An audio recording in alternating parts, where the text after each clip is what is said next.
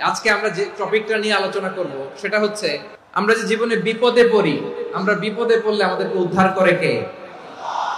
আল্লাহ ছাড়া আমাদের বাঁচানোর কেউ আছে? উদ্ধার করার কেউ আছে? রক্ষা করার কেউ আছে? এজন্য বিপদে পড়লে আমরা চাইবো কার কাছে? আমাদের যাই দরকার হোক আমরা ফরিয়াদ করব কার কাছে?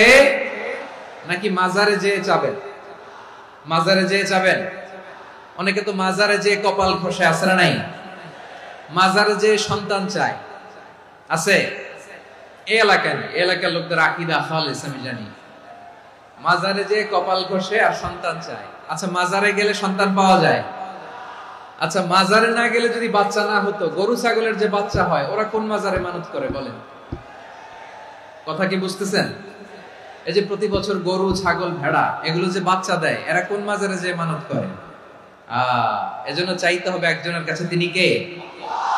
আমার প্রিয় পটুয়াখালীবাসী, মাজার জিয়ারত করা সুন্নাহ। আমরা মাজার জিয়ারত করব, আল্লাহ ওয়ালাদের কবরে যাব, আমরা সেখানে যে সালাম দিব, দোয়া করব, নিজের জন্য করব, কবরে শুয়ে থাকা মাইয়েতের জন্য করব, পুরো মুসলিম উম্মার জন্য করব। কিন্তু কবরে যিনি শুয়ে আছে ওই বাবার কাছে সন্তান চাওয়া যাবে?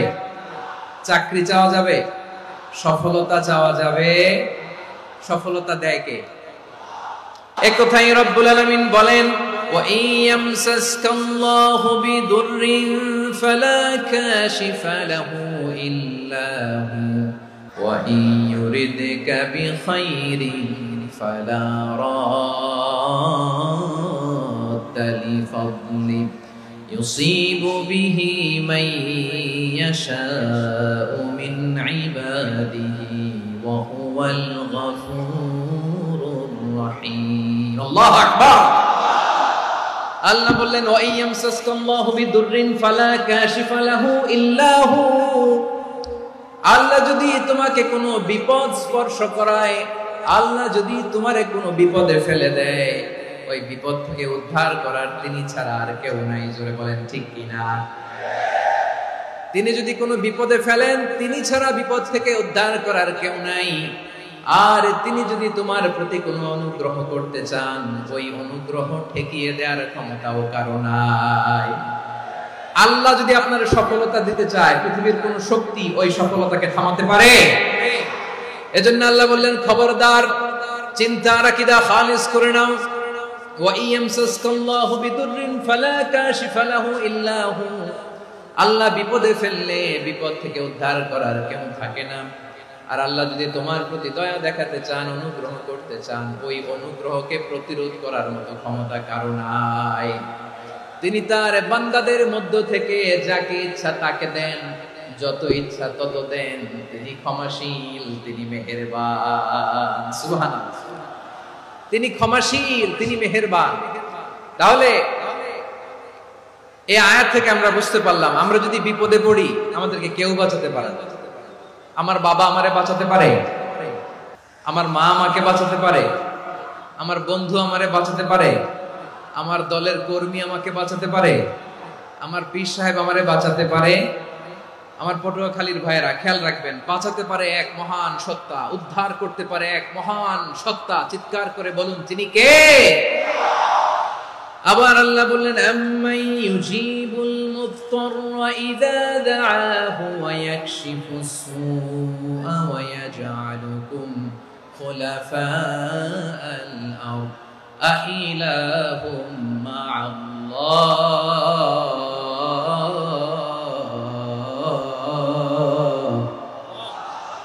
ক্বালিলাম মা তাযাক্কারুন। রব্বুল আলামিন বলেন, বিপদে পড়ে কাতর কণ্ঠে চিন্তাগ্রস্ত হয়ে যখন কেউ ফরিয়াদি হয়ে আল্লাহর ডাকে হাত তোলে, তখন এই ব্যক্তির ডাকে সাড়া দেয় কে? বিপন্ন অবস্থায় আপনি যখন কেঁদে কেঁদে হাত তুলে আপনার দুঃখের কথা জানান, আপনি যখন ডাকেন তারে, তখন আপনার ডাকে সাড়া দেয় কে? আল্লাহ বলে, আমি সাড়া দেই। তোমাদের বিপদকে মুক্ত করে দেয় কে?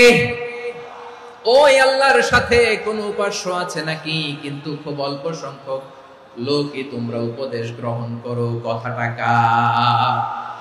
তাহলে বিপন্ন মানবতা যখন কাঁদে, মানুষ যখন বিপদে পড়ে নিরুপায় হয়ে ফরিয়াদ করে, তার ডাক শোনার কেউ নাই, একজন ছাড়া। চিল্লায় বলেন তো তিনি কে? এজন্য আমরা ফরিয়াদের হাত কার দিকে তুলব? এবং খেয়াল রাখতে হবে, মাথার সাথে সেট করে নিতে হবে, আল্লাহ ছাড়া আমাকে উদ্ধার করার কেউ নাই। এই পৃথিবীতে কেউ আপন না। প্রিয় ভাইরা, বিপদে পড়লে বোঝা যায় কেউ আপন না। আপন শুধু একজন মহান সত্তা, তিনি কে? বিপদে আপদে কেউ আমাদের বাঁচাতে পারে না, তরাতে পারে না, মুক্তি দিতে পারে না, উদ্ধার করতে পারে না, একমাত্র আমার প্রভু ছাড়া, আল্লাহ ছাড়া। চিল্লায় বলেন ঠিক কিনা? মাথার সাথে এটা সেট করে নিতে হবে যে আমাদের পুরো জীবনটাই পরীক্ষা। The life is a test. পুরো জীবনটাই পরীক্ষা। এই জীবনে বিপদ আসবে, আপদ আসবে, পরীক্ষা আসবে, সবার জীবনে এটা থাকে। এক একজনের পরীক্ষা এক এক রকম। আমার পরীক্ষা একরকম, মাসুদ ভাইয়ের পরীক্ষা একরকম, চৌধুরী সাহেবের পরীক্ষা একরকম, আপনার পরীক্ষা একরকম, ওনার পরীক্ষা আবার আরেক রকম। পুরো পৃথিবীটাই পরীক্ষা ক্ষেত্র, সবাই পরীক্ষা দিচ্ছি, কিন্তু কারো পরীক্ষা প্রশ্নের সাথে কারোটার মিল নাই। সুবহানাল্লাহ পড়বেন না? পুরোটাই পরীক্ষা ক্ষেত্র, সবাই পরীক্ষার্থী, কিন্তু প্রশ্নপত্র একটার সাথে আরেকটা মিলে না। One doesn't match the other. একজনেরটার সাথে আরেকজনেরটা মিলে না। কাউকে আল্লাহ তাআলা ধনী বানিয়ে পরীক্ষা করেন, আবার কাউকে আল্লাহ তাআলা গরিব বানিয়ে পরীক্ষা করেন, কাউকে আল্লাহ অসুস্থ বানিয়ে পরীক্ষা করেন। কেউ দেখবেন যে দুরারোগ্য ব্যাধিতে আক্রান্ত, ডাক্তার বলেছে আর সময় নাই, দুরারোগ্য ব্যাধি, ক্যান্সার, যার নেই কোনো অ্যান্সার, তার জন্য পরীক্ষা হচ্ছে এই রোগ। আরেক লোক দেখবেন তার আবার রোগ বালাই নাই, মাশাআল্লাহ, তাকে আল্লাহ তাআলা আর্থিক দৈন্যতা, দারিদ্রতা দিয়ে পরীক্ষা করছেন। এরকম আছে না নাই? টাকা পয়সা নাই, দিন আনে দিন খায়, যা আছে তাতে চলে না, এটা তার জন্য পরীক্ষা। আবার আরেক শ্রেণীর লোক দেখবেন তাকে আল্লাহ অসুস্থতাও দেয় নাই, দারিদ্রতাও দেয় নাই, তার দাম্পত্য জীবনের সমস্যা, স্ত্রী কথা শোনে না, অথবা ছেলে মেয়ে কথা শোনে না। তাহলে পরীক্ষা সবার জীবনে আছে, এক একজনের পরীক্ষাটা এক এক রকম। আল্লাহ তাআলা দেখতে চায় যে এই পরীক্ষার সময় আমরা কিরকম রেসপন্স করব, how to deal with the test, কিভাবে এই বিপদ আপদ পরীক্ষাগুলোকে আমরা হ্যান্ডেল করব, ডিল করব। এটা হচ্ছে আজকের আলোচনার বিষয় আমার প্রিয় ভাইরা। তাহলে পরীক্ষাময় আমাদের জীবন, বিপদ আপদ পরীক্ষা, এটা মানুষের পিছু ছাড়ে না। সবার জীবনে পরীক্ষা আছে, নবীদের জীবনেও পরীক্ষা ছিল। সাহাবারা জিজ্ঞেস করেছেন, ইয়া রাসূলুল্লাহ, আইয়ুন নাসি আশাদ্দু বালাআন ফিদ দুনিয়া, এই দুনিয়ার বুকে কাদের পরীক্ষা সবচেয়ে বেশি? বিশ্বনবী বলেছেন, আল আম্বিয়া। এই পৃথিবীতে সবচেয়ে বেশি পরীক্ষা আল্লাহ তাআলা নিয়ে থাকেন নবীদের। কাদের? নবীদের। সুম্মাল আমসাল ফাল আমসাল, এরপরে নবীদের পরের স্তরে যারা, তাদের পরীক্ষা। এরপরে তাদের পরের স্তরে যারা, তাদের পরীক্ষা। সিদ্দিকিনদের, শুহাদাদের, সলিহিনদের, আল্লাহওয়ালাদের। যার ঈমান যত মজবুত, তার জীবনে পরীক্ষাও তত বেশি। চিল্লায় বলেন ঠিক কিনা? তাহলে মুমিনরা, বিশ্বাসীরা, আমরা কি পরীক্ষা বিপদ আপদে ভয় পাই? না, মুমিনরা বিপদে ভয় পায় না, তারা হতাশ হয় না, সুবহানাল্লাহ, তারা নিরাশ হয় না। বিশ্বাসীরা হাল ছেড়ে দেয় না, তারা ভরসা রাখে একজনের উপর। চিল্লায় বলতে হবে তিনি কে? কারণ মুমিন জানে the grief isn't permanent, the test isn't permanent, the struggle in our life isn't permanent. আমাদের জীবনের দুঃখ, কষ্ট, স্ট্রাগল, এগুলো পার্মানেন্ট নয়। after every difficulties there is an ease. সব কষ্টের পরেই একটা সুখ আছে না নাই? রব্বুল আলামিন বলেন, ফা ইন্না মাআল উসরি ইউসরা, ইন্না মাআল উসরি ইউসরা, ভয় পেও না, চিন্তা করো না, কষ্টের সাথেই আমি রেখে দিয়েছি স্বস্তি। সুবহানাল্লাহ বলেন। মুমিন জীবনে বিপদ যত বেশি, কষ্ট যত বেশি, তার সামনে সফলতা তার চেয়েও বেশি। কারণ বিশ্বাসীরা জানে রাত্রি যত গভীর হয়, সুবহে সাদিকের সময় তত আগাতে থাকে। গর্ভবতী নারীর পেটের ব্যথা যত বাড়তে থাকে, ঘরে নতুন মেহমান আগমনের সময় ঘনাতে থাকে। মুমিনদের উপর বিপদ, অত্যাচার, আপদ, পরীক্ষা যত বাড়তে থাকে, কালেমার পতাকা উড্ডয়নের সময় কাছে আসতে থাকে। বিশ্বাসীদের এগুলো হিসাব মিলানো অনেক আগে, এগুলো অনেক আগে হিসাব মিলানো। দুঃখের আধার শেষে সুখের আলো মিটি মিটি হাসে। চিল্লায় বলেন ঠিক কিনা? দুঃখের আধার শেষে আলোর প্রভাত হাসে, হতাশার কালো মেঘে যায় গো ভেসে, হতাশার কালো মেঘে যায় গো ভেসে, দুঃখের আধার শেষে আলোর প্রভাতে হাসে, হতাশার কালো মেঘে যায় গো ভেসে, হতাশার কালো মেঘে যায় গো ভেসে। কোরআনের পাতায় পাতায় দেখো ঈমানের পথ ঢাকা ব্যথার কাটায়, কোরআনের পাতায় পাতায় দেখো ঈমানের পথ ঢাকা ব্যথার কাটায়। ভেঙে পড়ো না কভু হতাশ হয়ে, ভেঙে পড়ো না কভু হতাশ হয়ে, জ্বলে পুড়ে খাঁটি সোনা হগো শেষে, জ্বলে পুড়ে খাঁটি সোনা হগো শেষে। দুঃখের আধার শেষে আলোর প্রভাতে হাসে, হতাশার কালো মেঘে যায় গো ভেসে, হতাশার কালো মেঘে যায় গো ভেসে। পরীক্ষা যত বেশি, কষ্ট যত বেশি, সুখের সময় তত কাছাকাছি, চিল্লায় বলতে হবে ঠিক কিনা? এজন্য মুমিন জীবনে পরীক্ষা বেশি, মুমিনদের হতাশা নাই। মুমিনরা নিরাশ হয় না, হতাশ হয় কাফিররা। মুমিনরা কখনো হাল ছেড়ে দেয় না, মুমিনরা ভরসা রাখে একজনের উপর, তিনি কে? তাহলে আমার প্রিয় পটুয়াখালীবাসী, বিপদ থাকবে, পরীক্ষা থাকবে, এই বিপদ থেকে আমাদেরকে উদ্ধার করবেন একজন, তিনি কে? আমরা শুধু আল্লাহর উপরই ভরসা রাখবো, চাইবো একজন সত্তার কাছে। আওয়াজ করে বলুন, তিনি কে? একজন সত্তার কাছে চাইবে। বিশ্বনবী ওনার চাচাতো ভাই আব্দুল্লাহ ইবনে আব্বাস রাদিয়াল্লাহু তাআলা আনহুকে বললেন, ইয়া আব্দুল্লাহ ইবনে আব্বাস, হে আব্দুল্লাহ ইবনে আব্বাস, ইদা সাআলতা ফাসআলিল্লাহ, যখন চাইবে আল্লাহর কাছে যাও। ও আব্দুল্লাহ, যখন চাইবা আল্লাহর কাছে চাও। ওয়া ইদা ইসতাআনতা ফাসতাইন বিল্লাহ, যখন সাহায্য চাইবা আল্লাহর কাছে ফরিয়াদ করো। জেনে রেখো ও আব্দুল্লাহ, ওয়া'লাম আন্নাল উম্মাতা লাউ ইজতামাআত আলা আন ইয়ানফাউকা বিশাইইন লাম ইয়ানফাউকা ইল্লা বিশাইইন ক্বাদ কাতাবাহু আল্লাহু লাক। ও আব্দুল্লাহ, জেনে রেখো, মনে রেখো, গোটা বিশ্বের সবাই মিলে যদি তোমার উপকার করতে চায়, ততটুকুই তারা করতে পারবে যতটুকু আল্লাহ তোমার নসিবে সেটা লিখে রেখেছে। ঠিক কিনা বলেন? আর যদি গোটা বিশ্বের সবাই মিলে তোমার বিরুদ্ধে কনস্পাইরেসি করে, ষড়যন্ত্র করে, গোটা বিশ্বের সবাই মিলেও যদি তোমার ক্ষতি করতে চায়, ততটুকুই শুধু পারবে যেটা আল্লাহ তোমার জন্য বরাদ্দ রেখেছে। যতটুকু আল্লাহ তাআলা তোমার জন্য বরাদ্দ রেখেছে অতটুকুই ক্ষতি করতে পারবে, আর এক চুল বেশিও করতে পারবে না, কমও করতে পারবে না। চিল্লায় বলেন ঠিক কিনা?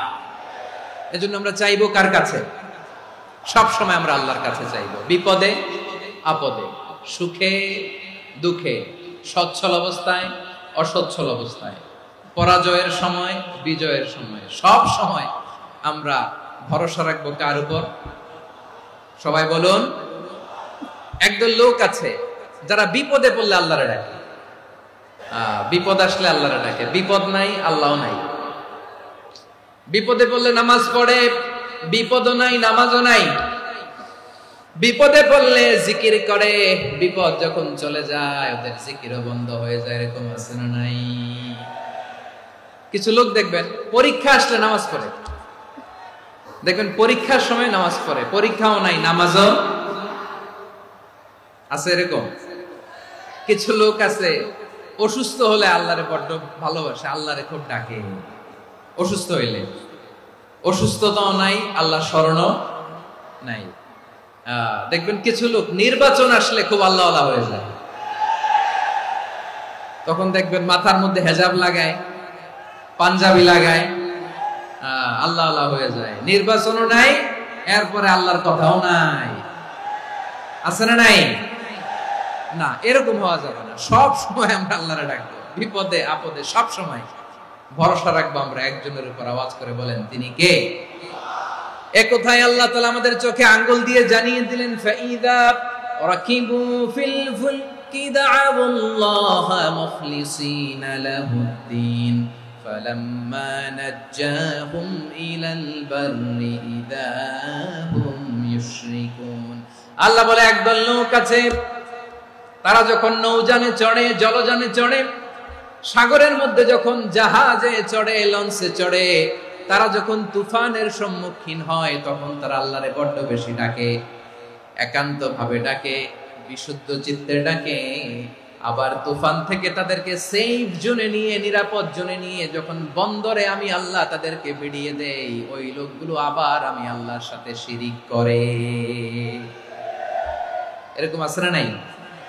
জাহাজে উঠছে, সাগরের মাঝখানে তুফান, ওই সময় দেখবেন আল্লাহ কারে কয়। এই কথা তো আপনাদেরকে বোঝানো সহজ, আপনারা তো নদীর দেশের মানুষ।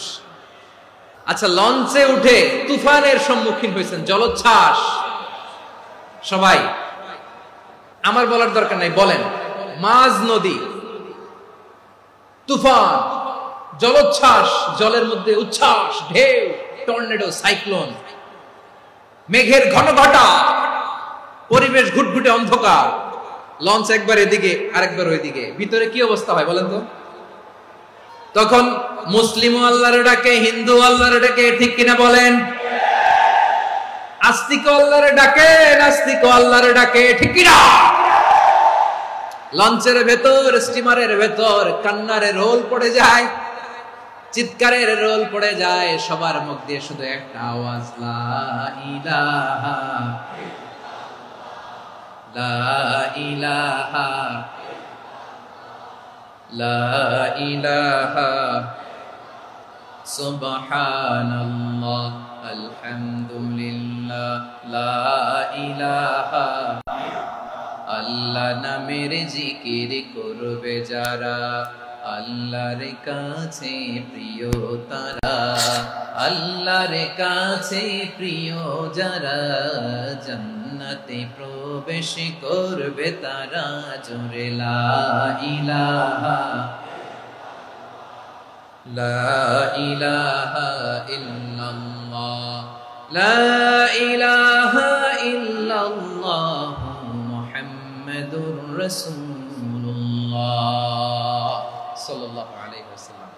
আমার প্রিয় পটুয়াখালীবাসী, তাহলে লঞ্চের ভেতরে যখন আমরা তুফানের মধ্যে পড়ি, তখন সবাই মিলে আমরা একটা নামের জিকির করি। নামটা কার? মুসলমানেরাও ডাকে, হিন্দুরাও ডাকে, আস্তিকও ডাকে, নাস্তিকও ডাকে, সবাই ডাকে একজনকে, তিনি কে? আবার দেখবেন ওই আল্লাহ তুফানের পরে, ঝড়ের পরে ওই লঞ্চটাকে যখন সদর ঘাটে ফিরিয়ে দেয়, আবার আমরা নাফরমানি শুরু করে দেই। সে কোথায় আল্লাহ বললেন, ফাইদা রাকিবু ফিল ফুলকি দা'আল্লাহ মুখলিসিনা লাহুদ্দিন ফালাম্মা নাজ্জাহুম ইলাল বাররি ইযা হুম ইউশরিকুন। সাগরে যখন তুফানে পড়ে আমি আল্লাহর ডাকে, আবার আমি আল্লাহ যখন বাঁচিয়ে দেই, আবার আমি আল্লাহর সাথে শিরিক শুরু করে। আমরা কি এরকম হতে চাই নাকি? বিমানের মধ্যে মাঝে মাঝে দেখবেন যে এয়ার টার্বুলেন্স হয়, জানেন? এয়ার টার্বুলেন্স জানেন তো? মাঝে মাঝে বিমানটা বাউন্সিং করে, বাম্পি, ভেরি বাম্পি ওয়েদার, শুনেন নাই? 40,000 ফিট উপরে যখন থাকে, তখন পাইলট মাঝে মাঝে বলে, dear passengers, ladies and gentleman, right now we are flying 40,000 feet above the ground and we are passing very air turbulence, very heavy air turbulence right now. Please fasten your seat belts. দেখবেন মাঝে মাঝে বলে যে, ভদ্র মহিলা, ভদ্র মহোদয়গণ, আমরা 40,000 ফিট উপর দিয়ে যাচ্ছি আর এয়ার টার্বুলেন্স ফেস করছি, মেহেরবানি করে আল্লাহর রাস্তে সিট বেল্ট বাঁধুন। তখন বিমানটা এরকম বাউন্সিং করে, শেকিং করে। আপনারা মুখোমুখি হয়েছেন? ইদানিং এই এয়ার টার্বুলেন্স বেড়ে গিয়েছে। গত বছর আমার ইন্টারন্যাশনাল অনেকগুলো ফ্লাইট ছিল, তো আমি দেখলাম যে আগের ফ্লাইটগুলোর তুলনায় এখন এয়ার টার্বুলেন্স খুব বেশি। আমি একটু রিসার্চ করে দেখলাম, ক্লাইমেট চেঞ্জের কারণে, জলবায়ু পরিবর্তনের কারণে আকাশের বাতাসের মুভমেন্টে পরিবর্তন হয়েছে, ফলে এখন বিমান শেকিং করে বেশি, বাউন্সি, বাম্পি ওয়েদার। তো বলেন তো, 40,000 ফিট উপরে যখন আপনি, কয় হাজার ফিট? 40,000 ফিট উপরে যখন আপনি, তখন যখন বিমানটা এরকম বাউন্সিং করে, সবাই যখন ভমিটিং করে বিমান নষ্ট করে দেয়, বমি করে, তখন বাঁচানোর কে আছে আল্লাহ ছাড়া? কেউ আছে? ওই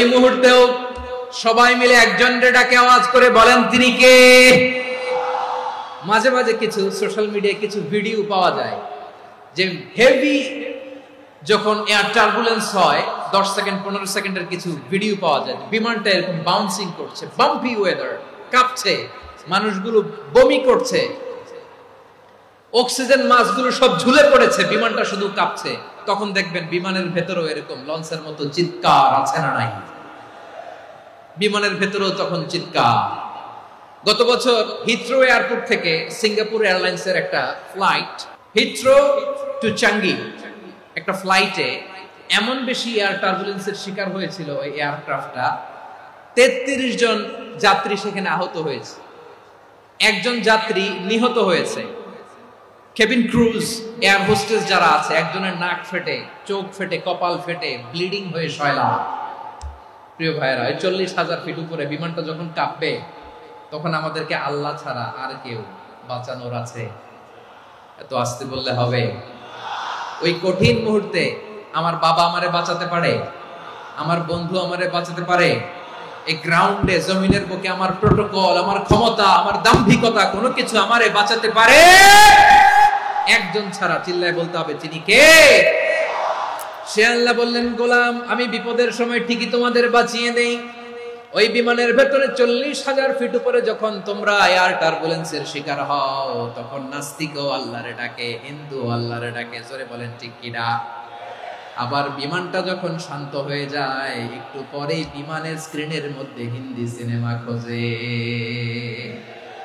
বিমানের স্ক্রিনে কিন্তু বিশাল ওখানে আফলাম ফিল্মের একেবারে বোঝাই করা। বিমানটা শান্ত হলে আবার হিন্দি সিনেমা দেখা শুরু করে। একটু আগে ডাকছিল কারে? দেখবেন বাংলাদেশে আমাদের ক্রিকেটাররা যখন অন্য কোনো দেশের সাথে খেলে, অনেক সময় এমন হয় বল বাকি একটা, রান দরকার 6টা। বল বাকি কয়টা? রান দরকার। আপনি দেখবেন ক্যামেরাম্যান তখন গ্যালারিতে খালি দেখায় দর্শকদের যে কি অস্থিরতা। হিপ হপ স্টাইলের মেয়েটা, যে মেয়েটার ওড়না এতক্ষণ ছিল গলায়, এতক্ষণ কই ছিল, ওই মেয়েটা দেখবেন ওড়নাটা টেনে মাথায় দিয়ে এরকম মুনাজাত ধরতেছে, আল্লাহ আল্লাহ, একটা ছক্কা, আল্লাহ আল্লাহ, আমার লাল সবুজের পতাকারে তুমি অপমানিত কইরো না আল্লাহ, ইন্ডিয়ার সাথে আমাদের খেলা, আল্লাহ আল্লাহ, একটা ছক্কা, একটা একটা। পুরো খেলা জুড়ে এই মেয়ের ওড়না ছিল গলায়, কিন্তু যখন 1 বলে 6 রান দরকার, ওড়না চলে আসছে কোথায়? মাথায়। আবার মুনাজাত আছে না নেই? ঠিকই বাংলাদেশের দামাল ছেলে এমন এক শট মারলো, বল চলে গেল স্টেডিয়ামের বাইরে, ছক্কা, জিতে গেলাম আমরা। পুরো স্টেডিয়াম জুড়ে চিৎকার, হই হুল্লোড়, মौज মাস্তি। যেই মেয়েটা মাথার মধ্যে ওড়না দিয়ে এতক্ষণ সুবহানাল্লাহ সুবহানাল্লাহ বলে আল্লাহর কাছে দোয়া করেছে, ওই মেয়ে এখন আবার ওড়না ফেলে দিয়ে নাচা শুরু করে দিয়েছে। তাহলে আল্লাহর ভয়, আল্লাহর প্রতি আস্থা, বিশ্বাস, ভালোবাসা, এটা কি ক্ষণিকের জন্য? মানে আমার যখন লাগবে তখন আল্লাহর ইউজ করব নাকি? হ্যাঁ, বিপদে আপদে, সুখের সময় দুঃখের সময়, সচ্ছল অসচ্ছল অবস্থায় বিশ্বাসীরা ভরসা রাখে একজনের উপর। চিৎকার করে বলে, পটুয়াখালী তিনি কে?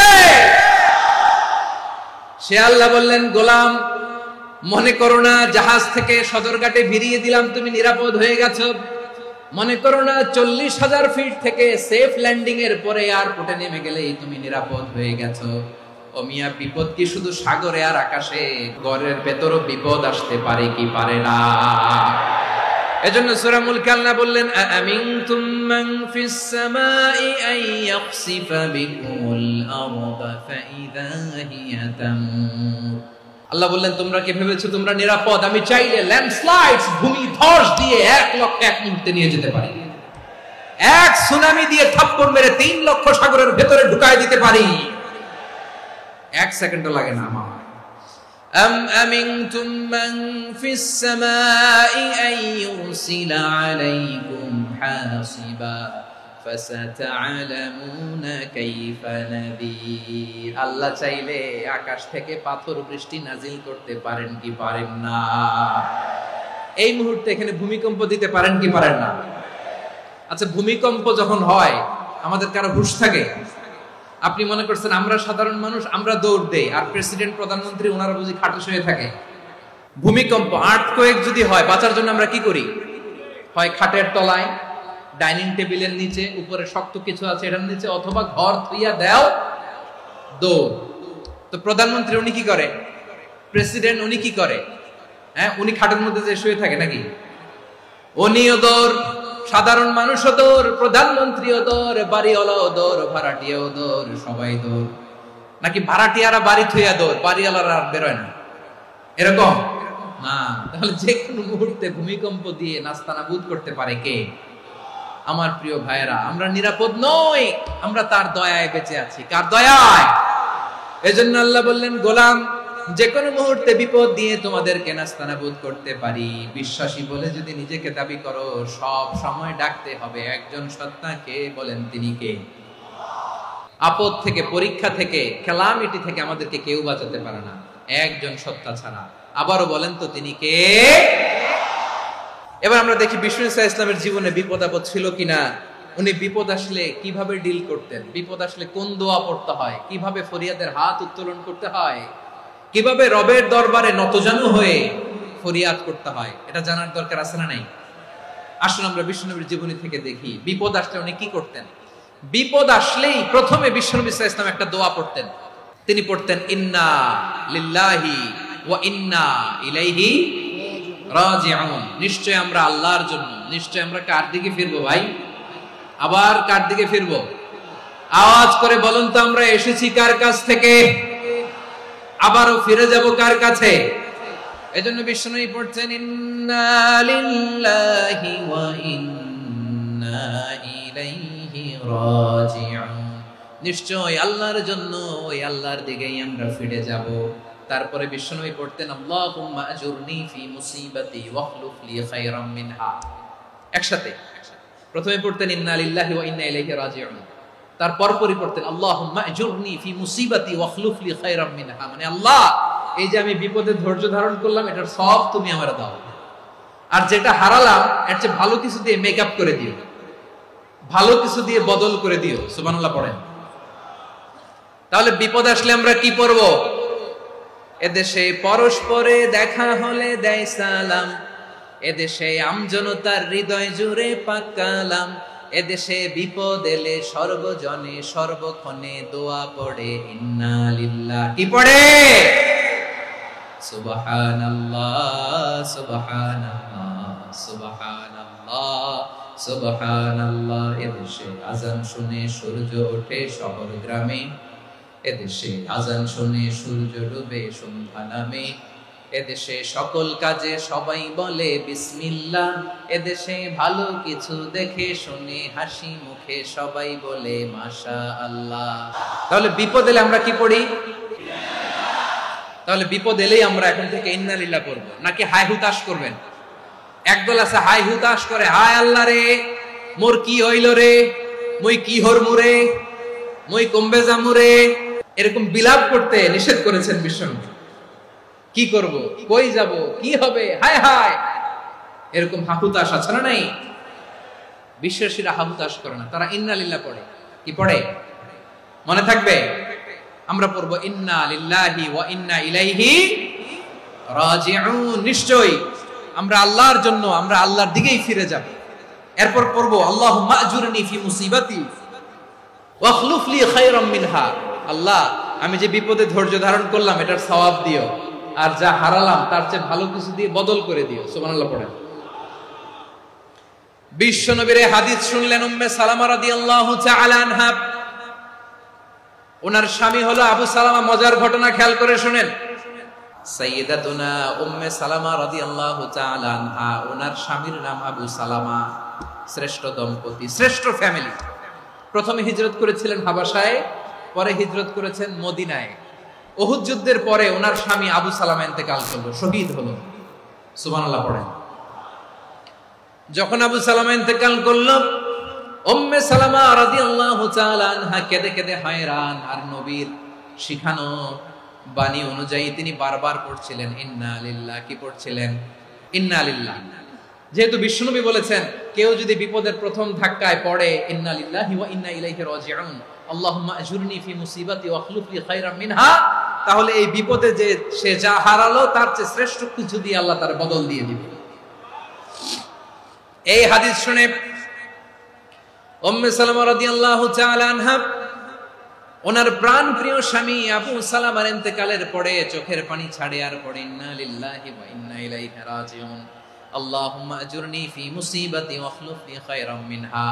বারবার এই দোয়া পড়ে চোখের পানি ছাড়ে, এই দোয়া পড়ে চোখের পানি ছাড়ে, আর মনে মনে বলে আবু সালামার মতো ভালো মানুষ মদিনাতে নাই, আবু সালামার চেয়েও ভালো মানুষ মদিনাতে নাই, তার চেয়ে ভালো মানুষ কি করে আল্লাহ তাআলা আমারে দিবে, তার চেয়ে ভালো মানুষ তো আমি মদিনাতে দেখি না। চোখের পানি দিয়ে বুক ভাসায় আর নবীর হাদিসের উপর আমল করে পড়ে ইন্না লিল্লাহি ওয়া ইন্না ইলাইহি রাজিউন, ইন্না লিল্লাহি ওয়া ইন্না ইলাইহি রাজিউন। পড়তে পড়তে চোখের পানি ছাড়ে আর চিন্তা করে বিশ্বনবী বললেন এই দোয়া পড়লে যেটা হারালাম তার চেয়ে ভালো কিছু দিয়ে আল্লাহ পুরস্কার দেয়। আবু সালামের চেয়ে ভালো মানুষ মদিনার মধ্যে আর কে হতে পারে? কি আজীব তামাশা, কি অবাক করা ঘটনা। কিছুদিন পরে দেখা গেল সাইয়্যিদুল মুরসালিন রাহমাতাল লিল আলামিন স্বয়ং বিশ্ব নবী উম্মে সালামাকে বিয়ের প্রস্তাব পাঠিয়েছে। স্বয়ং বিশ্ব নবী উম্মে সালামা রাদিয়াল্লাহু তাআলা আনহাকে বিয়ের প্রস্তাব পাঠিয়েছেন। উনি রাজি হয়ে গেলেন, বিয়ে হয়ে গেল, উনি হয়ে গেলেন উম্মুল মুমিনিন, আমাদের মা, পুরো মুসলিম উম্মার মা। চিৎকার করে বলেন আল্লাহু আকবার। তাহলে আমার প্রাণপ্রিয় ভাইরা, বিপদে পড়লে আমরা পড়বো ইন্না লিল্লাহি ওয়া ইন্না ইলাইহি রাজিউন আল্লাহুম্মা আজুরনি ফি মুসিবাতি ওয়াখলুফনি খায়রাম মিনহা। যারা যারা বিপদ আসলে এই দোয়াটা পড়বেন এখন থেকে আওয়াজ করে ইনশাআল্লাহ বলেন। যা হারাইছেন তার চেয়ে শ্রেষ্ঠ জিনিস দিয়ে বদলা দিবে কে? তাহলে বিপদে পড়লেই প্রথমে আমরা এটা পড়ব, শুনে শুনে মুখস্থ করবেন। আমার মায়েরা, আমার বোনেরা, আপনাদের জন্য 3টি মাঠের অ্যারেঞ্জমেন্ট করা হয়েছে, আমি জানি। আপনারাও এই দোয়াগুলো পড়বেন, আপনার স্বামীকে শেখাবেন, সন্তানকে শেখাবেন, আপনার পুরো পরিবারটাকে জান্নাতের টুকরো বানিয়ে দিবে কে? তাহলে বিপদ আসলে প্রথমে কি পড়তে হবে এটা জেনে গেলাম। এরপরে বিপদ আসলে নিজেকে কি করে আল্লাহর কাছে সঁপে দিতে হয় এটাও জানার দরকার আছে না নাই? বিপদে প্রথমে ইন্না লিল্লাহ পড়লাম, ধৈর্য ধারণ করলাম, বিপদ থেকে উদ্ধারের সর্বোচ্চ চেষ্টা করলাম। আমার কাজ যখন শেষ তখন আমি আমার এই বিষয়টা আল্লাহর কাছে সঁপে দিব। কার কাছে? বিপদে বললে কেমন করে নিজেকে আল্লাহর কাছে সঁপে দিতে হয় আসুন সাইয়েদনা ইব্রাহিম আলাইহিস সালামের জীবনী থেকে জানি। আল্লাহর খলিল ইব্রাহিম আলাইহিস সালাম আমাদের মতো সমাজ ব্যবস্থা পায় নাই। আমরা জন্মের পরে আমাদের কানের ভেতরে আজান দিয়েছে কে? একামত দিয়েছে কে? আমাদের বাপ দাদারা আমাদের কানে আজান দিয়েছে কি দেয় নাই? আমাদের জন্মের পরেই তো আজান, একামত, বাড়ির পাশে মসজিদ, প্রতিদিন আজান, জুমার খুতবা, প্রতি মাসে মাসে তাফসীরুল কোরআন মাহফিল, মসজিদ, মিনারা, অভাব নাই। ঠিক কিনা বলে? আপনি যেই সুন্দর ইসলামিক এনভায়রনমেন্ট পেয়েছেন, আমাদের ইব্রাহিম খলিল উনিও কি এরকম পেয়েছিলেন? হ্যাঁ, উনি জন্মের পর পরে ওনার কানে আজান দিয়েছে কেউ? আমার প্রিয় ভাইরা, আগা গোড়া একটা শিরকি পরিবেশ উনি জন্মগ্রহণ করেছেন। উনি ছাড়া ওই তল্লাটে একজনও আল্লাহর উপর বিশ্বাসী নাই। কল্পনা করতে পারেন? গোটা তল্লাটে, গোটা দেশে বিশ্বাসী মুমিন, আল্লাহর উপর বিশ্বাস স্থাপনকারী কয়জন? সবাই বলেন কয়জন? বাকি সব মুশরিক। বাকি সব মুশরিক নিজের সাথে নিজে শক্ত বোঝাপড়া করে, অ্যানালজি করে, সেলফ কনভারসেশন করে উনি মহা সত্যের সন্ধান পেয়েছে। উনি আকাশের তারা দেখে ভাবে মনে হয় এটাই আমার খোদা, পরে দেখে তারা নাই, মনে মনে বলে না তাইলে এটা না। আবার চাঁদ দেখে বলে চাঁদটা বড় মায়া লাগে, মনে হয় এটাই আমার রব, পরে দেখে চাঁদও নাই, কয় না এটা না। এরপরে দ্বীপ প্রহরের জলজলে সূর্যটা খাঁ খাঁ করে গোটা পৃথিবীটারে রৌদ্র দিয়ে তাতিয়ে রাখে। তিনি ভাবলেন মনে হয় এটাই আমার রব, কারণ এটাই তো সবচেয়ে বড়। কিন্তু বিকেল বেলা ওই সূর্যটাও যখন চলে যায়, সাইয়েদনা ইব্রাহিম বলে না এটাও তো নাই, আমার খোদা যদি আমারে ছেড়ে চলে যায়, বিপদে পড়লে আমারে উদ্ধার করবে কে? এভাবে নিজের সাথে অ্যানালজি, সেলফ কনভারসেশন করতে করতে করতে তিনি মহা সত্যের সন্ধান পেয়েছেন। সুবহানাল্লাহ। সব শেষে তিনি ডিসিশন নিয়ে ঘোষণা দিলেন, ইন্নী ওয়াজ্জাহাতু ওয়াজহিয়া লিল্লাযী ফাতারাস সামাওয়াতি ওয়াল আরদা হানিফান ওয়া মা আনা মিনাল মুশরিকিন। নিশ্চয় আমি এমন সত্তার দিকে মনোনিবেশ করলাম, মুখাপেক্ষী হলাম যিনি আকাশ বানিয়েছেন, জমিন বানিয়েছেন, আমি মুশরিক নই। সুবহানাল্লাহ। পারতেন? আপনি পারতেন? কেউ নাই, লক্ষ লক্ষ মুশরিক, আপনি একা। ওনার মতো এরকম বিচক্ষণতা দিয়ে আল্লাহরে খুঁজে পাইতে পারতেন আপনি? কি নবী ছিল, আল্লাহকে খুঁজে পেয়েছে। যখন আল্লাহর ইবাদত শুরু করলো, এই কথা ছড়ায় পড়লো চারদিকে। নমরুদ সাইয়েদনা ইব্রাহিমকে ডেকে পাঠালেন। নমরুদ বলে, ইব্রাহিম, তুমি নাকি মূর্তির পূজা না করে কোন নতুন রবের ইবাদত করো, কে তোমার রব? সাইয়েদনা ইব্রাহিম বললেন, রব্বি আল্লাযী ইউহয়ী ওয়া ইউমীত, আমি এমন রবের ইবাদত করি যিনি জীবন দেন, যিনি মৃত্যু দেন। নমরুদ বলে, তাই নাকি? তোমার রব জীবন দেয়, মৃত্যু দেয়, আর এটা তো আমি দেই। আমিও তো জীবন দেই, আমিও তো মৃত্যু দেই। সাইয়েদনা ইব্রাহিম বললেন, কেমন করে তুমি জীবন দাও, মৃত্যু দাও, একটু দেখাও তো। নমরুদ জেলখানা থেকে দুজন কয়েদিকে ডেকে আনলো, কয়েদি এনে অর্ডার করলো, একটাকে এখনই শিরোচ্ছেদ, হেড অফ, ডেথ পেনাল্টি, মৃত্যুদণ্ড দেয়া হলো, ফিনকি দিয়ে রক্ত বের হলো। নমরুদ বলে, দেখো, দুজনকে ধরে আনলাম, একজন কয়েদিকে দিলাম ডেথ পেনাল্টি, মৃত্যুদণ্ড, ওরে মৃত্যু দিলাম। আরেকজন যে দাঁড়িয়ে আছে, চাইলে ওরেও আমি মৃত্যুদণ্ড দিতে পারি, কিন্তু না, ওরে আমি দিব না, ওরে আমি বাঁচায়া দিলাম, ছেড়ে দিলাম, মানে জীবন দিলাম। দেখো ইব্রাহিম, তোমার চোখের সামনে একজনের মৃত্যু দিলাম, আর একজনের জীবন দিলাম। আপাত দৃষ্টিতে তাই তো, একজনের তো জীবন দিল, আরেকজনের মৃত্যু দিল। সাইয়েদনা ইব্রাহিম এবার বিপাকে পড়ে গেলেন। কিন্তু এক একজন নবীকে আল্লাহ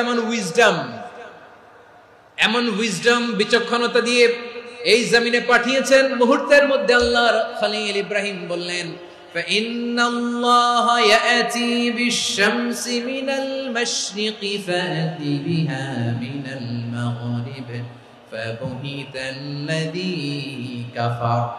আল্লাহর খলিল ইব্রাহিম বললেন, নমরুদ, বুঝলাম তুমি জীবন দাও, মৃত্যু দাও, দেখলাম, কিন্তু আমার রব, আমার আল্লাহ প্রতিদিন সকালবেলা উষা লগ্নে ওই পূর্ব দিগন্ত থেকে সূর্যটাকে উদিত করেন, সাঁঝের বেলা, বিকেল বেলা, কুথুরি লগ্নে, সন্ধ্যা বেলা ওই দ্বিপ্রহরের জলে সূর্যটাকে পশ্চিম দিগন্তে ডুবিয়ে দেন।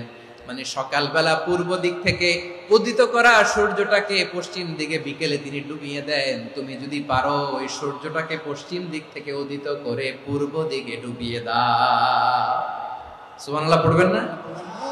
দেখেন, ইনস্ট্যান্ট ইন্টেলেক্ট, মুহূর্তে বিচক্ষণতা, উইজডম কাকে বলে? নমরুদ পারবে? নমরুদের বাপ পারবে? ওর দাদা, ওর 14 গোষ্ঠী, গোটা বিশ্বের সব ক্ষমতাধর রাষ্ট্রনায়করা একসাথে হলে পারবে?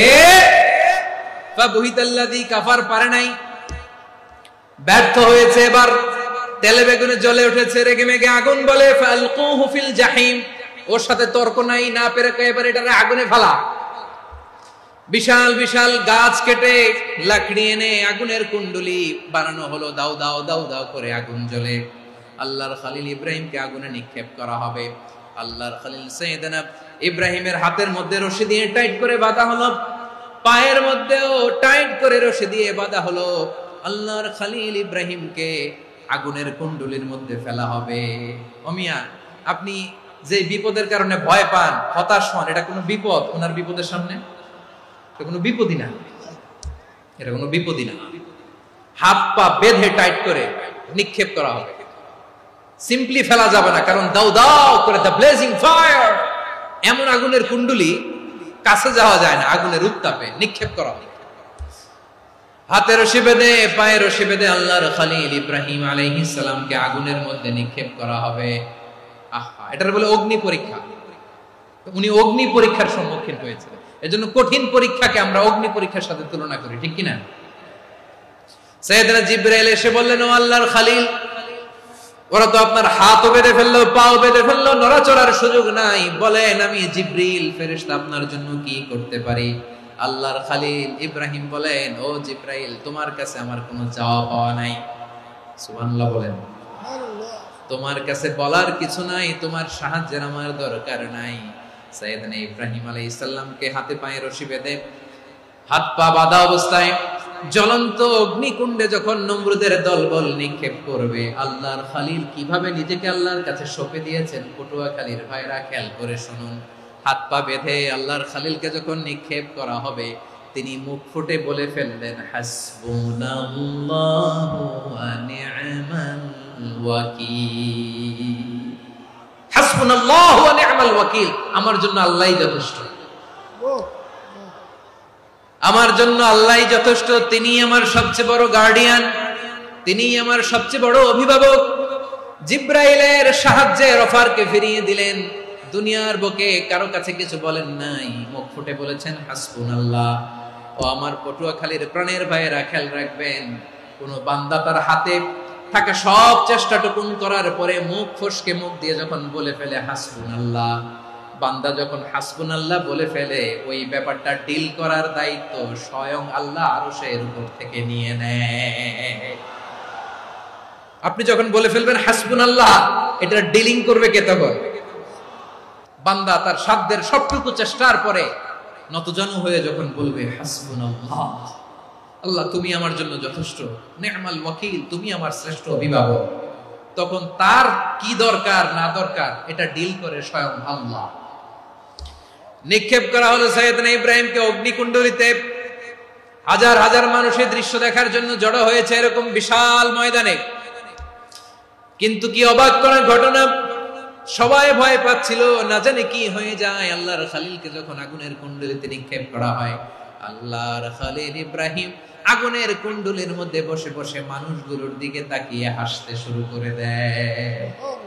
কারণ আকাশ থেকে রব্বুল আলামিন স্পেশাল ভার্ডিক্ট নাজিল করেছেন, স্পেশাল হুকুম জারি করেছেন, কুলনা ইয়া নারু কুনি বারদান ওয়া সালামান আলা ইব্রাহিম। ও আগুন, খবরদার, সৃষ্টি শুরু থেকে তোকে একটা ধর্ম আমি বাতলে দিয়েছিলাম। তোর ধর্ম, আগুনের ধর্ম হলো যা পাবে জ্বালিয়ে ছারখার করবে। আল্লাহ বলল, আগুন, তোর ধর্ম দিয়েছিলাম, তুই সব জ্বালিয়ে পুড়িয়ে ছারখার করে দিবি, কিন্তু ক্ষণিকের জন্য আমি তোর জ্বালিয়ে দেওয়ার ক্ষমতাটাকে কেড়ে নিলাম, জ্বালিয়ে ভস্ম করে দেওয়ার ক্ষমতা আমি কেড়ে নিলাম। কুনি বারদান, ঠান্ডা হয়ে যা। কিন্তু এত বেশি ঠান্ডা হবি না আবার আমার ইব্রাহিমের জন্য সর্দি লেগে না যায়। সুবহানাল্লাহ, এত আস্তে বললে হবে? কুনি বারদান, বারদ মানে বরফ, ঠান্ডা, ঠান্ডা হ, কিন্তু এত ঠান্ডা হবি না যাতে আমার ইব্রাহিমের কষ্ট হয়। আগুন বলে, আল্লাহ একবার বললাম ঠান্ডা হ, আবার বলো এত ঠান্ডা হবি না যাতে খলিলের সর্দি না লাগে। কেমন ঠান্ডা হব, কেমন এনভায়রনমেন্ট তৈরি করে দেব বলো? আল্লাহ বললেন, সালামান আলা ইব্রাহিম, আমার খলিল, আমার ইব্রাহিমের জন্য তুই জান্নাতের গুল বাগিচা হয়ে যা। ও ভাই, নবী মুসার মতো ঈমান হলে রাস্তা হবে সাগর জলে, নবী ইউসুফের মতো ঈমান হলে একে একে দরজা খোলে। নবী ইব্রাহিমের মতো ঈমান যদি আজও থাকে বিদ্যমান, অগ্নিকুণ্ডে দেখতে পাবে খুবসুরতে ফুল ভাগা। কুলনা ইয়া নারু কুনি বারদান ওয়া সালামান আলা ইব্রাহিম। বান্দা যখন মুখ দিয়ে বলে হাসবুনাল্লাহ, আমার আল্লাহ আমার জন্য যথেষ্ট, এই বলে যখন নিজেকে সঁপে দেয়, তার কি লাগবে ওই দায়িত্ব স্বয়ং নিয়ে নেয় কে? তাহলে আমার প্রিয় ভাইরা, বিপদের শুরুতেই আমরা বলবো ইন্না লিল্লাহ। শুরুতে কি বলবো? এরপরে যেই বাক্যটা পড়ে নিজের পরিস্থিতিকে আল্লাহর দরবারে সঁপে দিব, সেটা হচ্ছে হাসবুনাল্লাহ। সেটা কি? বিষ্ণু বলেন, লা ইয়াজালু লিসানুকা রাতাবান মিন যিকরিল্লাহ। সব সময় আল্লাহর স্মরণ দিয়ে, জিকির দিয়ে জিহ্বাটারে সিক্ত রাখো। আর শয়তানু জাসিমুন আলা কলবি ইবনে আদম, শয়তান বনি আদমের কলবে খামচি মেরে বসে থাকে। ফাইদা যাকারাল্লাহ খালাসা, মানুষ যখন আল্লাহর স্মরণ করে জিকির করে, শয়তান দৌড়ে পালায়। ওয়া ইদা গাফালা ওয়াসওয়াসা, যখনই বনি আদম গাফেল হয়, তখনই শয়তান তার হৃদয়ে ওয়াসওয়াসা দেয়। এজন্য বিপদে পড়লে ইন্না লিল্লাহ, নিজের সবটুকুন করার পরে, নিজের রোল প্লে করার পরে নিজেকে আমরা কি বলে সঁপে দিব? সবাই বলেন, মনে থাকবে? বিপদে পড়লে প্রথমে ইন্না লিল্লাহ, এরপরে নিজেকে যখন সঁপে দিব তখন হাসবুনাল্লাহ। এরপরে কঠিন বিপদে যখন বিশ্বনবী পড়তেন তখন কি করতেন? এমন বিপদ মাঝে মাঝে হয় না, দেয়ালে পিঠ থেকে যায়, চোখে মুখে অন্ধকার, কি করব দিশা খুঁজে পাই না, এরকম হয় কখনো? বিশ্বনবী এরকম কঠিন বিপদে পড়েছেন জীবনের কিছু কিছু মুহূর্তে। ওই মুহূর্তে বিশ্বনবী স্পেশাল 2টা দোয়া পড়তেন। এই দোয়াগুলো আপনাদেরকে জানিয়ে দেয়। বিশ্বনবী বলেন, কঠিনতম বিপদে যখন পড়বা, দেয়ালে পিঠ থেকে যায়, চোখে মুখে অন্ধকার, বাঁচার কোনো উপায় নাই, তখন পড়বা লা ইলাহা ইল্লা আনতা সুবহানাকা ইন্নী কুনতু মিনাজ জালিমিন। আল্লাহ, তুমি ছাড়া কোনো ইলাহ নাই, তুমি পবিত্র, নিশ্চয় আমি জালিমদের অন্তর্ভুক্ত। সুবহানাল্লাহ বলেন। এই দোয়া সাইয়েদনা ইউনূস আলাইহিস সালাম পড়েছিলেন যখন মাছের পেটে ছিলেন। এবং অনেক মুফাসসিরিন ইকরাম বলেছেন, অনেক আহলুল ইলমরা বলেছেন, এটা হচ্ছে ইসমে আজম। ইসমে আজম এমন দোয়া যেটা দিয়ে দোয়া করলে আল্লাহ দোয়া কবুল করে, কিন্তু এটা কোনটা এটা নিয়ে ইখতিলাফ আছে। কোন কোন আহলুল ইলম বলেন এই লা ইলাহা ইল্লা আনতা সুবহানাকা ইন্নী কুনতু মিনাজ জালিমিন, এটা হচ্ছে ইসমে আজম। সাইয়েদনা ইউনূস আলাইহিস সালাম পড়েছেন, আপনারা পড়েননি? এটা পড়বেন আপনারা। এই দোয়া পড়ে সাইয়েদনা ইউনূস আলাইহিস সালাম মাছের পেট থেকে রক্ষা পেয়েছিলেন। রক্ষা করেছিল কে?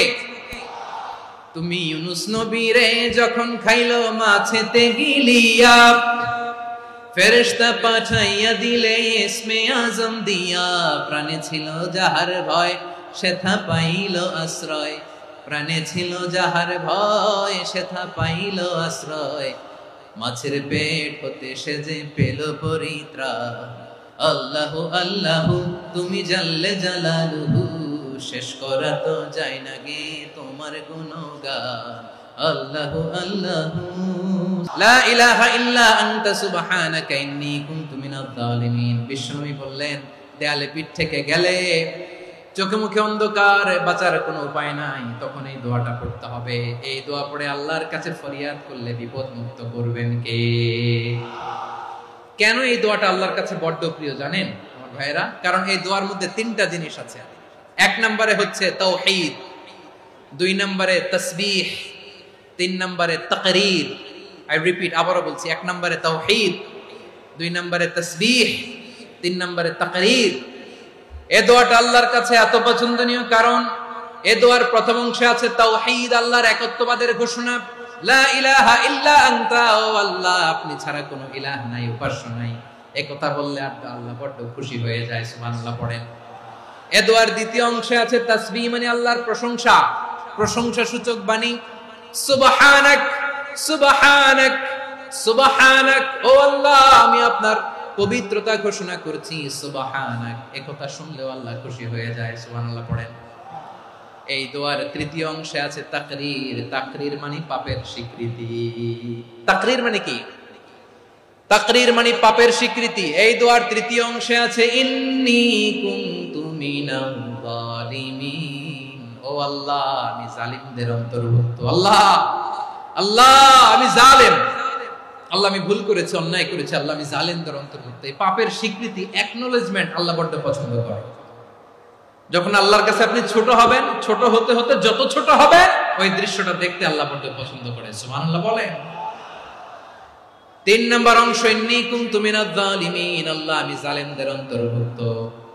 সাইয়েদনা আদম আলাইহিস সালাম ভুল করে যখন নিষিদ্ধ গাছের ফুল খেয়ে ফেললেন, ফল খেয়ে ফেললেন, আল্লাহ বললেন আদম ক্ষমা পেতে চাইলে তুমি আর হাওয়া মিলে স্বীকৃতি দাও, পাপের স্বীকৃতি আর পড়ো রব্বানা যালামনা আনফুসানা ওয়া ইল্লাম তাগফির লানা ওয়া তারহামনা লানাকুনান্না মিনাল খাসিরিন।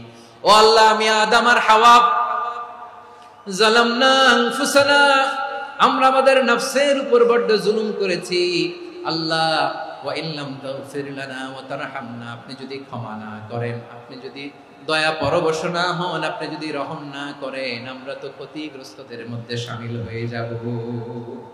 এই দোয়া করার সাথে সাথে সাইয়েদনা আদম আর হাওয়া আলাইহিস সালামকে ক্ষমা করে দিলেন কে? তাহলে এই দোয়ার 3 নম্বর অংশ তাকরীর, এটা আল্লাহ বড় পছন্দ করে। আমার কলিজার টুকরা ভাইয়েরা, গুনাহ করে শিকার যেতে হবে, এটা আল্লাহ ভালোবাসেন। সাইয়েদনা আবু বকর রাদিয়াল্লাহু তাআলা আনহু বিষ্ণু ঈসা ইসলামকে বললেন, ইয়া রাসূলুল্লাহ আল্লিমনি দুআআন আদউ বিহি ফি সালাতি। নবী হে, আপনি আমার এমন একটা স্পেশাল দোয়া শিখায়া দেন যে দোয়াটা আমি নামাজে পড়ব। নবী বললেন, তাহলে তুমি পড়ো, আল্লাহুম্মা ইন্নী যালামতু নাফসি যুলমান কাসীরান ওয়া লা ইয়াগফিরুয যুনুবা ইল্লা আনতা ফাগফিরলি মাগফিরাতাম মিন ইনদিকা ওয়ারহামনি ইন্নাকা আনতাল গফুরুর রহিম। সুবহানাল্লাহ। সালাম ফিরানোর আগে পড়েন। ও আবু বকর, নামাজে যদি দোয়া করতে মনে চায় এই দোয়াটা পড়বা, আল্লাহুম্মা ইন্নী যালামতু নাফসি, আল্লাহ জুলুম করেছি আমার নফসের উপর, যুলমান কাসীরা, অনেক জুলুম, ওয়া লা ইয়াগফিরুয যুনুবা ইল্লা আনতা, আপনি ছাড়া এই জুনুব, এই পাপ ক্ষমা করার দ্বিতীয় কোনো রব নাই। আছে? এজন্য আল্লাহরে বলবেন, আল্লাহ আমি ছাড়া তোমার গোলামের অভাব নাই, ও আমার রব আমি ছাড়া এই জমিনের বুকে তোমার গোলামের অভাব নাই, কিন্তু তুমি ছাড়া তো আমার দ্বিতীয় কোনো রব নাই। পারবেন বলতে? পারবেন? চোখের পানি ছেড়ে আল্লাহরে বলবেন, আল্লাহ তুমি আমার রব, তুমি আমার সব। কি বলবেন? আল্লাহরে বলেন, আল্লাহ তুমি আমার রব, তুমি আমার সব। আল্লাহ আমি ছাড়া এই জমিনে তোমার গোলামের অভাব নাই, তুমি ছাড়া আমার দ্বিতীয় কোনো রব নাই। একথা বলে চোখের পানি ছেড়ে আল্লাহরে স্বীকৃতি দেন, আল্লাহ আমি পাপী, আল্লাহ এই জমিনে আমার চেয়ে বড় পাপী আর কেউ নাই। ওযু করে সিজদায় লুটিয়ে পড়ে চোখের পানি ছেড়ে আল্লাহরে পাপের স্বীকৃতি দেন, আল্লাহ এমন কোন জুলুম নাই, গুনাহ নাই আমি করি নাই, সগীরা কবিরা, জেনে না জেনে, ইচ্ছায় অনিচ্ছায়, শিরকি বেদাতি সব গুনাহ করেছি। আল্লাহ আকাশের নিচে জমিনের উপরে আমার চেয়ে বড় গুনাহগার আর কেউ নাই। চোখের পানি ছেড়ে আল্লাহরে বলেন, আল্লাহ আমি ছাড়া তোমার গোলামের অভাব নাই, তুমি ছাড়া আমার দ্বিতীয় কোনো রব নাই, তুমি ছাড়া তো কেউ আমার গুনাহ ক্ষমা করার নাই, তুমি আমার রব, তুমি আমার সব। বলতে পারবেন? এই তাকরীর আমার পটুয়াখালীর ভাইয়া, এই স্বীকৃতিটা দেখতে আল্লাহ বড্ড ভালোবাসে, কারণ আমরা সবাই গুনাহগার, আমরা সবাই কি? বিশ্বনবী বলেন, কুল্লুকুম খাত্তাউন, আ বনি আদম তোমরা সবাই পাপী। সবাই কি? সবাই পাপী। আমরা সবাই পাপী, আপন পাপের বাটখারা দিয়ে অন্যের পাপ মাপি। আমরা যে পাপী এটা ভাবতে মনে চায় না কারো, খালি অন্যের পাপ দেখি আমরা, এটা ভুল। ওর এই পাপ, ও পাপী, ও জালেম, ও জাহান্নামী, এরকম একটা টেন্ডেন্সি। আমার যে কি হালাত এটার খেয়াল নাই। খেয়াল করতে হবে যে আমি সবচেয়ে বড় পাপী, ঠিক কিনা বলেন? পাপ করি নাই এমন কেউ আছি? হ্যাঁ আছি। কেউ না জানলেও জানে কে আমার পাপের ঘটনা? পৃথিবী না জানুক আমি তো জানি, আমি কি পাপ করেছি। হায় ও আমার কলিজার টুকরা ভাইরা, মাথাটাকে নিচু করে জীবনের সব গুনার ফিরিস্তিগুলো একটা একটা করে স্বীকার করে আল্লাহরে বলেন, আল্লাহ আমি পাপী, আল্লাহ আমার চেয়ে বড় পাপী এই দুনিয়াতে কেউ নাই, আকাশের নিচে জমিনের উপরে আমার চেয়ে বড় পাপী কেউ নাই। একটা একটা করে আল্লাহ স্বীকার করি আমি পাপী, সব পাপের স্বীকৃতি দিলাম। পৃথিবী না জানুক আমি তো জানি, আমি কি পাপ করেছি। হায় আমার পাপের করলে বিচার, বাঁচার আমার নাই উপায়। দয়াময় তুমি মাফ করো আমায়, মাফ করো আমায়। আল্লাহ তাআলা যদি দয়া করে আমাদেরকে মাফ না করে, আমাদের বাঁচার কোনো উপায় নাই। আপনি কি ভেবেছেন আপনার নামাজ দিয়ে আপনি জান্নাতে যাবেন? আপনি তাহাজ্জুদ গুজার, সেজদা দিতে দিতে কপালে দাগ ফেলেছেন, এটা আপনারা জান্নাতে নেবে না। আপনি এলাকার সবচেয়ে বড় হাতেম তাই দানশীল, এই দানের ভরসায় বসে আছেন, কশিন কালো। আমাদের নামাজ, আমাদের রোজা, আমাদের ইবাদত, এগুলোকে মিজানের পাল্লায় উঠালে কোনো ওজনই হবে না। তবে আমাদের একটা কৌশল জানা আছে, আমরা আল্লাহর রহমতের ভিখারি। আমরা সেদিন আগেই গুনার স্বীকৃতি দিয়ে দেব। আমরা বলবো, আল্লাহ তুমি প্রশ্ন করার আগে তোমার একটা কথা বলি, আমারে কিছু জিজ্ঞেস করো না, আমি সব করেছি। এমন কোন পাপ নাই যে পাপ আমারে দিয়ে হয় নাই। তোমার রহমত দিয়ে তুমি জান্নাতে পাঠাবা, তোমার দয়ায় জান্নাতে যেতে চাই, আমল দিয়ে না। পারবেন বলতে? কিয়ামতের দিন আমরা বলবো, আল্লাহ আমার আমল দিয়ে জান্নাত চাই না, আমি তোমার দয়া দিয়ে জান্নাত চাই। তোমার দয়া ছাড়া আমার কোনো উপায় নাই। কারণ আল্লাহ যদি বিচার করে বাঁচার কারো উপায় নাই। আল্লাহ যদি বলে ফেলেন তুই এটা করলি কেন, ওখানে গেলি কেন, কোরআনে 1000 বার নিষেধ করলাম তারপরেও এই পাপে জড়ালি কেন, এরকম প্রশ্ন ছুড়ে দিলে আমার উত্তর আছে? বাঁচার কোনো উপায় আছে?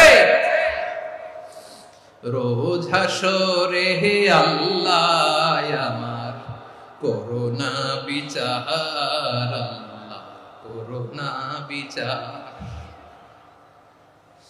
বিচার চাহি না তব দয়া চাই, এ গুনাহগার করোনা বিচার। আপনার আমল দিয়ে জান্নাতে যাবেন? কি দিয়ে যাবেন? আল্লাহর দয়া দিয়ে। আল্লাহর রহম আর দয়া ছাড়া কেউ জান্নাতের চেহারাও দেখতে পাবে না। আমার প্রিয় ভাইরা, এই দোয়া আল্লাহর কাছে পছন্দনীয় হওয়ার কারণ 3টা। দোয়ার প্রথম অংশে আছে তাওহীদ, আল্লাহর একত্ববাদের ঘোষণা। এই দোয়ার দ্বিতীয় অংশ আছে তাসবিহ, আল্লাহর প্রশংসা সূচক বাণী। এই দোয়ার 3 নাম্বার অংশ পাপের স্বীকৃতি। তাহলে আমরা সবাই গুনাহগার। আমরা আল্লাহর কাছে পাপের স্বীকৃতি দিয়ে বলবো, ও আল্লাহ ইন্নী কুনতু মিনাজ জালিমিন, আমরা জুলুম করেছি, পাপ করেছি, অন্যায় করেছি, আল্লাহ বুঝতে পারি নাই, শয়তানের ওয়াসওয়াসায় পড়ে, বন্ধুর পাল্লায় পড়ে, নফসের খায়েশ মেটাতে যে আল্লাহ করে ফেলেছি।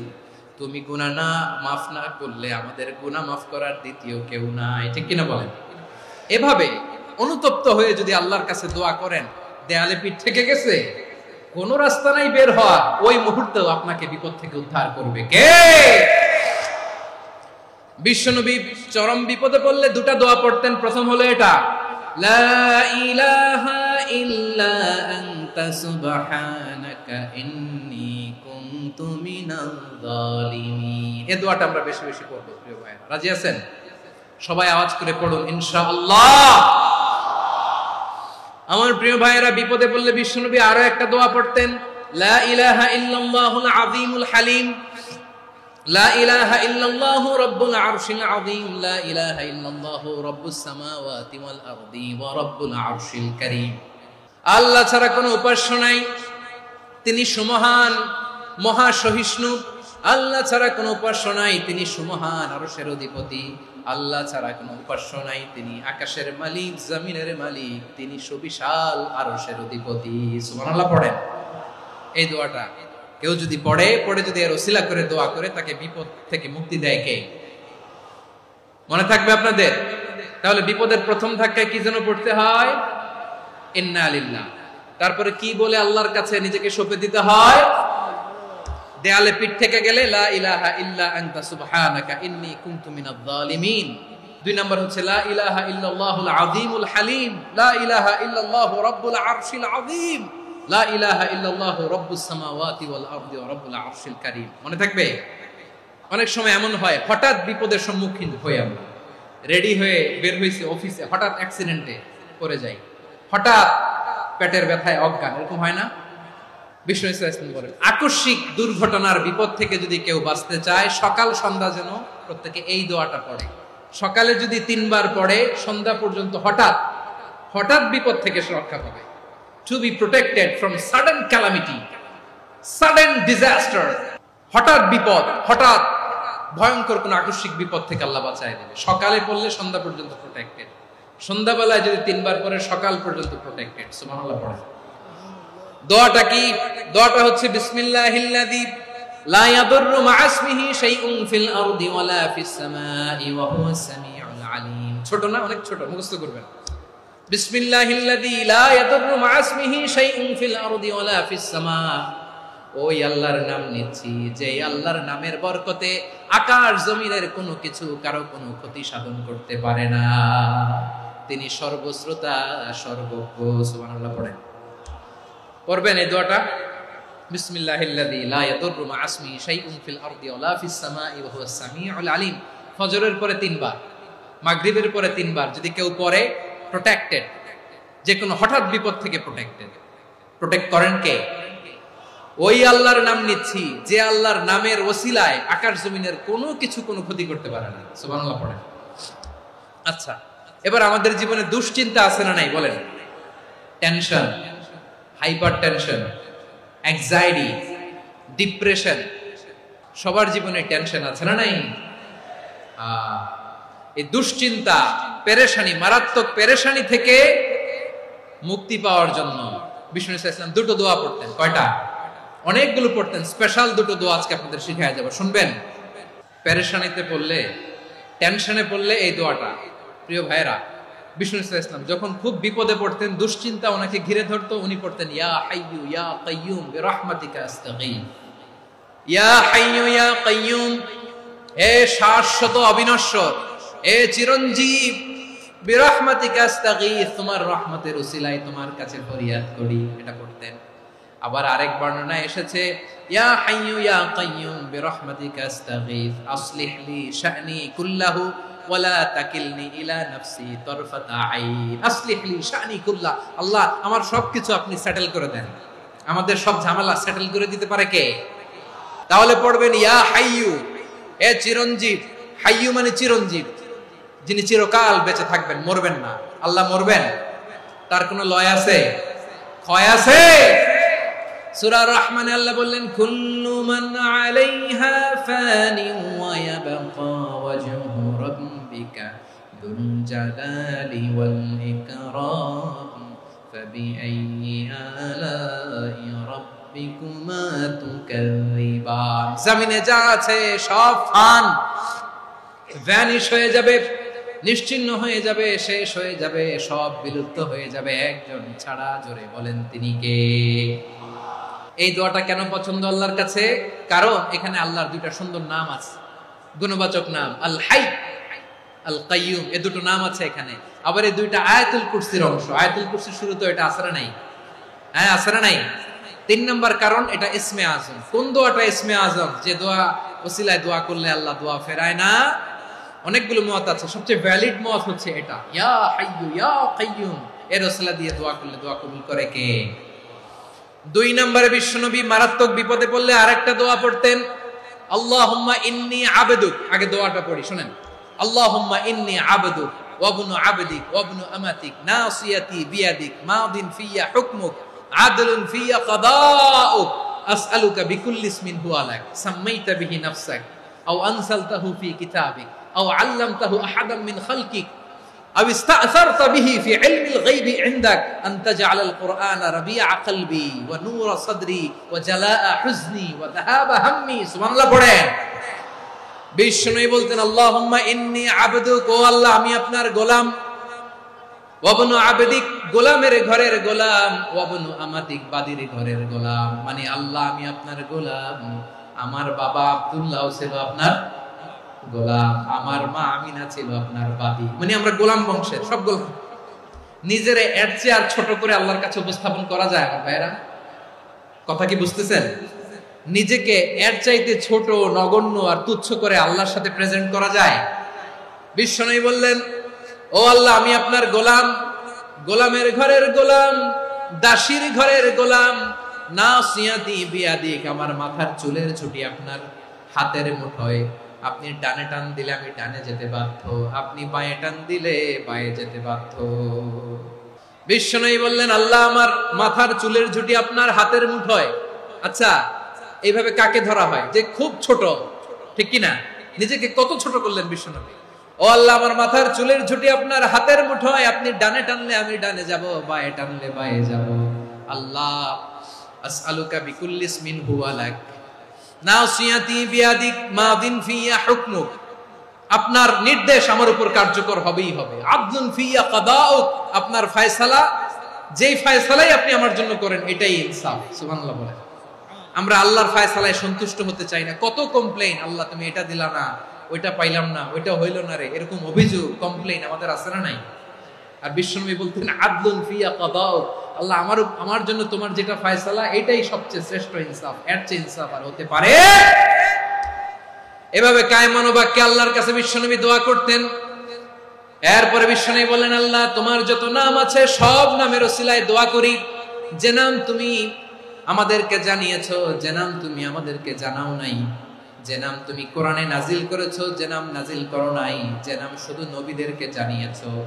আর আল্লাহর এমন কিছু চমৎকার চমৎকার সুন্দর সুন্দর নাম আছে, এই নামগুলো রব্বুল আলামিন কাউকে জানাবে না। সুবহানাল্লাহ বলেন।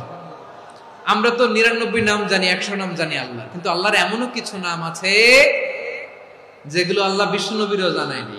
এগুলো আল্লাহ ইলমুল গায়বে রেখে দিয়েছেন। দোয়ার সময় বলবেন, আল্লাহ তোমার যেই নামগুলো জানি, যেগুলো জানি না, যেগুলো কোরআনে আছে, যেগুলো নাই, যেগুলো নবীরে খাস ভাবে জানাইছো ওগুলোর উসিলায়, যেগুলো কোনোদিন জানাবাও না তোমার ওই নামের উসিলাও তোমার কাছে চাই।